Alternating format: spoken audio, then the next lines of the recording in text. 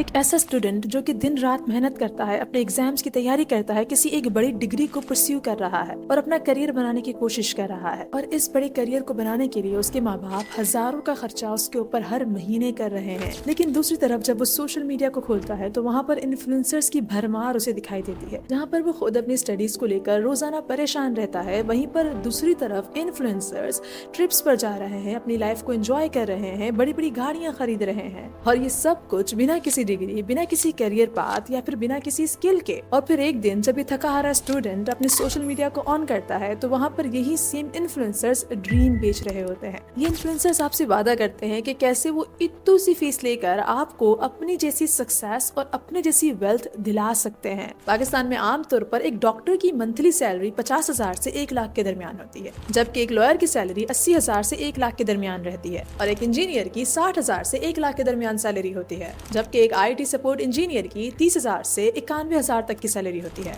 एक data scientist 5 lakh तक कमा सकता है, एक IT मैनेजर 5 लाख तक कमा सकता है, जबकि एक सॉफ्टवेयर इंजीनियर 1 लाख तक कमा सकता है। लेकिन दूसरी तरफ जरा प्रॉफिट के इस आर्टिकल को देखिए जो कि 2021 से 2022 में पाकिस्तान की इन्फ्लुएंसर मार्केट के बारे में है, कि इन्फ्लुएंसर मार्केट में इन्फ्लुएंसर से कितनी ज्यादा अर्निंग कर लेते हैं खाली ब्रांड्स को प्रमोट करने के बाद। इस आर्टिकल के मुताबिक एक एवरेज इन्फ्लुएंसर पाकिस्तान में पर मंथ सिर्फ डिफरेंट ब्रांड्स की प्रमोशन कर कर ही 1 लाख से 5 लाख कमा रहा है। इसका मतलब ये हुआ कि पाकिस्तान में एक इन्फ्लुएंसर किसी भी डॉक्टर या फिर इंजीनियर के मुकाबले में ज्यादा कमा रहे हैं, या तो उनके बराबर का कमा रहे हैं, बिना किसी प्रॉपर स्टडीज, क्वालिफिकेशन या फिर स्किल के।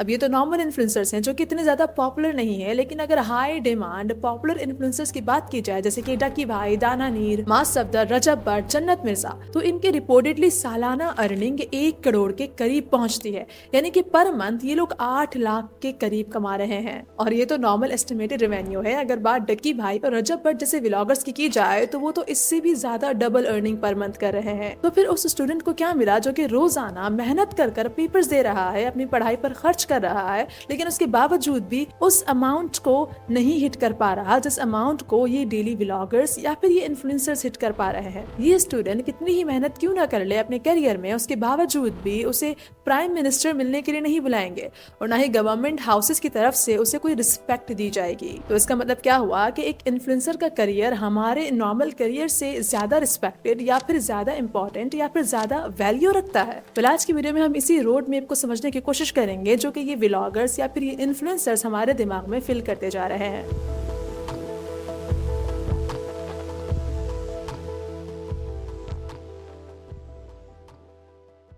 सबसे पहले हमें इन्फ्लुएंसर करियर को समझना होगा ताकि हम ये जान सकें कि क्या हम इस करियर में सक्सेस कभी हासिल कर पाएंगे या फिर नहीं। इस पूरे इन्फ्लुएंसर करियर के पीछे एक कॉन्सेप्ट जिसे अटेंशन इकोनॉमी कहते हैं वो एग्जिस्ट करता है, और अटेंशन इकोनॉमी के बारे में हम अपनी इस वीडियो में पहले भी डिटेल में बात कर चुके हैं। अटेंशन इकोनॉमी ये एक बहुत बड़ा रीजन है जिसकी वजह से आज सोशल मीडिया एग्जिस्ट करता है। मानो कि सभी प्लेटफॉर्म्स हमारे डोपामीन को हैक करने में लगे हुए हैं, क्योंकि डोपामीन ही मेन रीजन है कि हम सोशल मीडिया को यूज करते हैं या फिर इस पर कॉन्टेंट अपलोड करते हैं। आई होप सो कि अब तक कई लोगों को डोपामीन के बारे में पहले से ही पता होगा। अगर आपको नहीं पता तो आसान लफ्जों में एक ऐसा हार्मोन होता है जो कि हमारे अंदर हमें खुशी महसूस करवाता है जब कभी भी हम कोई एक ऐसी चीज देखते हैं जो कि हमारे ब्रेन के लिए, हमारे दिमाग के लिए एक रिवॉर्ड, एक तोहफे की तरह काम करती है। फॉर एग्जांपल, अगर हम कोई पिक्चर अपलोड करते हैं तो उसके ऊपर लाइक्स आना, लोगों के कमेंट्स आना, हमारी फैमिली का रिएक्शन उस पर आना, इस सब से हमें अंदर ही अंदर एक खुशी महसूस होती है, और उसी खुशी की खातिर हम दोबारा बार बार वो सेम काम करते हैं दोबारा से उस खुशी को महसूस करने के लिए। लेकिन अब सोशल मीडिया अटेंशन इकोनॉमी के ऊपर काम करती है, तो फिर आपको सोशल मीडिया पर अपना करियर बनाने के लिए या फिर इन्फ्लुएंसर करियर बनाने के लिए कोई एक ऐसा काम करना होगा जो कि लोगों की नजरों में आए। अगर आप जल्दी सक्सेसफुल होना चाहते हैं तो अब सोशल मीडिया पर 2 तरह के क्रिएटर्स होते हैं। एक वो होते हैं जो कि कंटेंट क्रिएशन करते हैं, अपना आर्ट, अपनी स्किल्स लोगों के साथ शेयर करते हैं, या फिर as a doctor, as a teacher, as a language expert अपनी एक्सपर्टीज लोगों के साथ शेयर करते हैं और दूसरों को सिखाने का काम करते हैं।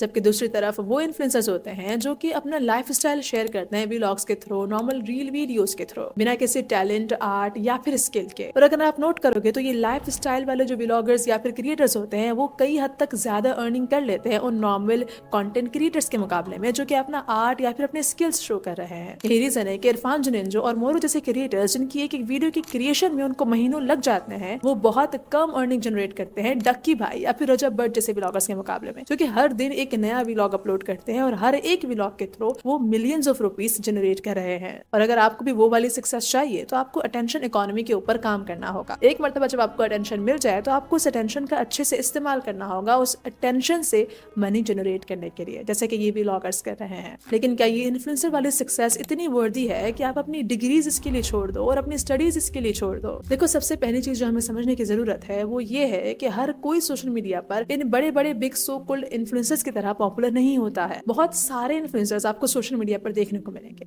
लेकिन उनमें से सिर्फ गिने चुने 4 या फिर 5 इन्फ्लुएंसर्स है जो कि टॉप पर आते हैं, और वही टॉप 5 इन्फ्लुएंसर्स सबसे ज्यादा अर्निंग कर रहे हैं। और वही टॉप 5 इन्फ्लुएंसर्स को देख कर ही हमें अपना आप कम महसूस होने लगता है कि शायद हम पीछे रह रहे हैं। लेकिन हम उन दूसरे 90% इन्फ्लुएंसर्स को नहीं देखते जो कि अभी भी स्ट्रगल कर रहे हैं, और वो उस स्ट्रगल के बावजूद भी टॉप 5 में नहीं आ पा रहे हैं। बिल्कुल इसी तरह जो करियर पाथ आप चूज कर रहे हो, चाहे वो इंजीनियरिंग हो, चाहे वो डॉक्टर की फील्ड हो, चाहे वो IT स्पेशलिस्ट की फील्ड हो, चाहे वो ग्राफिक डिजाइनर की फील्ड हो, चाहे वो एक एडिटर की फील्ड ही क्यों ना हो, आपकी भी फील्ड में आपको बहुत से सक्सेसफुल इंडिविजुअल्स मिलेंगे जो कि आपके मुकाबले में एक बहुत बड़ी अच्छी इनकम जनरेट कर रहे होंगे। जिस तरह से ये इन्फ्लुएंसर्स अपनी फील्ड में दूसरे इन्फ्लुएंसर्स के मुकाबले में बड़ी इनकम जनरेट कर रहे हैं, तो इसका मतलब ये हुआ कि हर एक फील्ड में कुछ गिने चुने लोग ऐसे होते हैं जो कि टॉप 5 में एग्जिस्ट करते हैं, और चाहे फील्ड कोई भी क्यों ना हो, उन टॉप 5 तक पहुंचना बहुत ज्यादा मुश्किल होता है। अगर सक्सेस की बात करनी भी है तो इन इन्फ्लुएंसर्स की सक्सेस डोपामीन के ऊपर डिपेंड करती है। आज अगर लोग इनसे बोर हो जाते हैं, आज अगर इनको लेकर कोई भी स्कैंडल सामने आ जाता है, कल इनका पूरा करियर बर्बाद हो जाएगा। कल इनके व्यूज आना कम हो जाएंगे और इनकी जगह कोई और इन्फ्लुएंसर होगा जिसके व्यूज आ रहे होंगे, या फिर इनकी जगह कोई और इन्फ्लुएंसर होगा जो कि सक्सेसफुल होगा। इसकी सबसे बड़ी एग्जांपल प्यूरीपाई है। अब प्यूरीपाई अपने टाइम के एक बहुत बड़े सक्सेसफुल क्रिएटर थे और उनकी एक एक वीडियोस मिलियंस ऑफ डॉलर्स उन्हें जनरेट कर देती थी। लेकिन आज अगर जाकर आप उनके व्यूज देखोगे तो उनके पुराने व्यूज के मुकाबले में आज उनके व्यूज आपको बहुत कम दिखाई देंगे। आज आपको बहुत कम ही लोग प्यूरीपाई के बारे में बात करते हुए दिखाई देंगे, क्योंकि अब लोग प्यूरीपाई से बोर हो चुके हैं। प्यूरीपाई के मुकाबले में बहुत से दूसरे क्रिएटर्स आ चुके हैं जिन्होंने प्यूरीपाई की जगह ले ली है। तो अब प्यूरीपाई उस तरह से लोगों के जहनों पर सवार नहीं है जिस तरह से वो पहले हुआ करते थे। अब इसका मतलब ये नहीं है कि प्यूरीपाई बिल्कुल अनसक्सेसफुल है या फिर उनका पूरा करियर बर्बाद हो चुका है या फिर आज वो सड़क पर आ चुके हैं, ऐसा कुछ नहीं है। मेरे कहने का ये मतलब है कि जो चीज आज आपको अपीलिंग लग रही है या फिर जो लोग आज सक्सेसफुल हैं, आज पॉपुलर हैं, कल जाकर उनकी सक्सेस स्लोली स्लोली खत्म हो जाएगी जब लोग उनसे बोर होना शुरू होंगे, क्योंकि उनकी सक्सेस डोपामीन के ऊपर रिले करती। लेकिन आपकी डिग्रीज, आपकी ये स्किल्स आपके साथ हमेशा रहने वाली है। इंसानियत को हमेशा से डॉक्टर्स, इंजीनियर्स या फिर लॉयर्स की जरूरत रहेगी, ना कि किसी इन्फ्लुएंसर की। एक इन्फ्लुएंसर की अर्निंग उसके व्यूज या फिर उसकी एंगेजमेंट के ऊपर डिपेंड करती है। लेकिन वहीं पर अगर आप डॉक्टर, लॉयर, इंजीनियर या फिर किसी और अच्छे करियर में हैं, किसी और अच्छी स्किल के साथ हैं, आपकी स्किल या फिर आपके करियर में आपकी मनी, आपकी अर्निंग कम नहीं होगी, बल्कि यहाँ पर उल्टा होगा। आपका जैसे जैसे एक्सपीरियंस बढ़ता जाएगा, आपकी सैलरी भी बढ़ती जाएगी, लोगों का आपके ऊपर ट्रस्ट बढ़ता जाएगा। लोग आपसे बोर नहीं होंगे क्योंकि लोग आपसे डोपामिन की वजह से कनेक्टेड नहीं है, बल्कि लोग आपसे कनेक्टेड हैं क्योंकि लोगों को आपकी जरूरत है, आपकी स्किल्स की जरूरत है। यहाँ से अंदाजा लगाएं कि पाकिस्तान में एक टाइम पर स्किट वीडियोस पर मिलियंस ऑफ व्यूज आया करते थे। ये सभी क्रिएटर्स एक अच्छी खासी इनकम जनरेट कर रहे थे। आज आपको स्किट वीडियोस बहुत कम दिखाई देंगी। आज अगर वो स्किट वीडियोस अपलोड भी करेंगे तो उस पर उस तरह से व्यूज नहीं आएंगे जितने व्यूज उनके पहले आया करते थे। यही एक बहुत बड़ा डाउनफॉल होता है इन्फ्लुएंसर करियर का। अगर आपका कोई बिजनेस है या फिर कोई करियर है जिसके ऊपर आप काम कर रहे हो, तो आपको रोजाना उठकर ये सोचने की जरूरत नहीं होगी कि आज कौन सा कंटेंट अपलोड करूं, अब ट्रेंड में क्या चल रहा है, ट्रेंड में क्या नहीं चल रहा है, कि ये सब कुछ मेरी ऑडियंस को पसंद आएगा या फिर नहीं आएगा। ये सब सोचने की जरूरत नहीं होगी। आपका अपना करियर सेट है, आप उसी करियर के ऊपर नॉर्मली आराम से सुकून से काम कर पाओगे। अगर बात टॉप 5 की हो रही है तो क्यों ना उन बिजनेसमैन की बात कर ली जाए जो कि इन इन्फ्लुएंसर्स के मुकाबले में एक बहुत अच्छी इनकम जनरेट कर चुके हैं, जैसे कि शाहिद खान, मियां मोहम्मद, मानशा, अनवर परवेज, माजिद बाशिर। ये पाकिस्तान के टॉप 4 रिचेस्ट बिजनेसमैन माने जाते हैं। अब इनकी एनुअल अर्निंग डकी भाई, रजब भट्ट, इन सब के मुकाबले में बहुत ज्यादा है। तो क्या अब भी आप यही सोचेंगे कि नहीं, ये इन्फ्लुएंसर्स ही ज्यादा अर्निंग करते हैं, हमारे दूसरे करियर्स में कुछ नहीं रखा या फिर स्टडी में कुछ नहीं रखा? अगर बात कोर्सेज की या फिर झूठे दावों की जाए तो ये इन्फ्लुएंसर्स जानबूझकर ड्रीम्स को सेल करते हैं। इनको पता है कि कोई सेंसिबल डॉक्टर, इंजीनियर या फिर एक ऐसा इंसान जो कि अपने करियर पर काम कर रहा है, वो तो इनके व्लॉग्स नहीं देखता। इनके व्लॉग्स छोटे बच्चे देखते हैं जो कि इन व्लॉग्स को देखने के बाद ये अज्यूम कर लेते हैं कि हाँ पढ़ाई लिखाई में कुछ नहीं रखा, अगर पैसे कमाने ही हैं तो डक्की भाई रजब भट्ट या फिर मास शब्द जैसी व्लॉगिंग करनी होगी।